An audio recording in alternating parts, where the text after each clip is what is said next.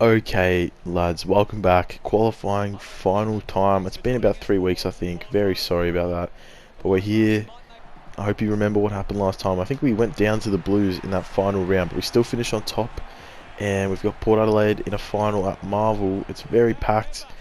Um, anyway, getting things started was Ebert shrugging off a couple of tackles, hitting Boak inside 50, fairly uncontested. He went back and kicked the opening goal of the game. The Power fans getting up and about early.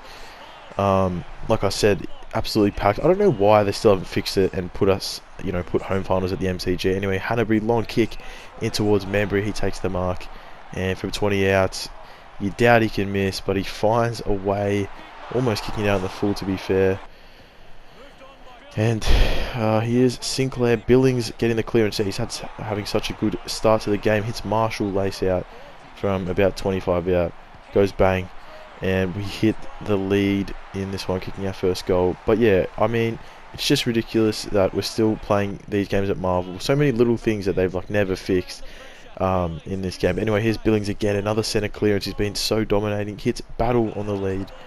And this was to extend the lead out to 8 points. So, it was pretty tight early. We were missing a couple of chances, but this one definitely helped get us started. Josh Battle with the no-face scan there, looking like he's got very red cheeks. It's one thing that stands out. Anyway, Burgoyne hits Boak.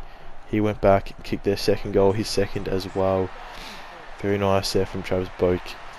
And the game was really tightening up as we approached quarter time.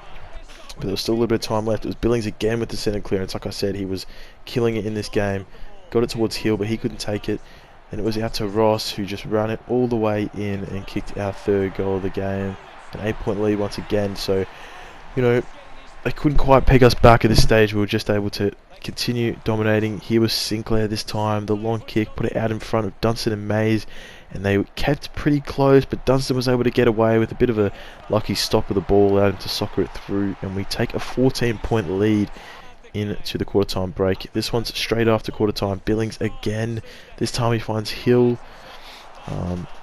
Looked ahead. There wasn't much on, but he's found Butler breaking away from Hartlett there. He's been one of our best players this year, Dan Butler, him and Jack Loney. And for his first in the final, he goes back and kicks it, giving us a 20-point lead. A lot of breathing room now for St Kilda as we move on through the second quarter. Hill from 55 out on the tight angle just sets it up. Had Robert and all on his own. He loves to float forward. He did it a fair bit in that game in China, if you guys remember, and wastes no time, kicks the goal. So a 20-point lead being restored after Port Adelaide did kick one that I didn't include in the clips. Here's Zach Jones with that run that he gave us, I feel like, a lot more early in the season. Hasn't been doing it as much recently, but finds Loney, long kick, Battle, couldn't take the mark. It fell down towards Membry, and a free kick for something that I think actually happened to Battle. I'm not sure quite what happened there, but Membry, after missing that chance early on, this time made no mistakes. Margin was out to a game high at 27 points, approaching half time, the 24-minute mark, and the Saints really dominating. But there was going to be a little bit more time for another chance. It's time for Port Adelaide, and Jack Watts kicked his first of the game, keeping the minute, and the margin was 21 points at half time. Starting well in the second half, there was Paddy Ryder. Just got a bit of space against his old team, ran it to 25 and drilled home the goal. So again, pushing that lead back out to 27, but we weren't done there as Port Adelaide tried to move it out through Stephen Motlop. The kick was not too good. It was Billings again, having such a huge game. He took the ball, ran away from his man Ollie Wines, and kicked a ripping goal from 45, giving us a 33-point lead. The score 57-24, and very late in this quarter we went forward there. The pass was terrible. It fell back to, I think, Jack Watts again. He hits the post. So we went into three-quarter time with a 32-point lead. Pretty handy lead. But as you know, last quarter is where our fade out starts. So we start here with Connor Rosey kicking it long. It bounced and bounced, and it sat up for Sam Palpepper, who socketed it through very well. And the margin was into 26 points. At this point, not a lot of panic going on, but here was a handball again, poor from Paddy Ryder. Made a couple of mistakes. Burgoyne went forward. Webster lost the battle. It fell at the back. Travis Boak in towards Watts. This time he held the mark, and this time he did not miss, kicking his second goal of the game, bring the margin into 20 points.